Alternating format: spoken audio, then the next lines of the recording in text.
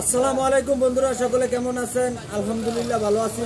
তো বন্ধুরা, কবু ভাই মানে অনেকদিন যাবত কইতাছে একটা ফাওরা বানাই দেওয়ার জন্য। এই কাঠটা দিয়ে আজকে ফাওরা বানাম। যদি আপনাদের লাগে কমেন্টে জানাবেন আর আমার ভিডিওটি শেয়ার করবেন। একটু সবাইকে ধন্যবাদ, আর ভালো লাগলে একটু ফলো করবেন।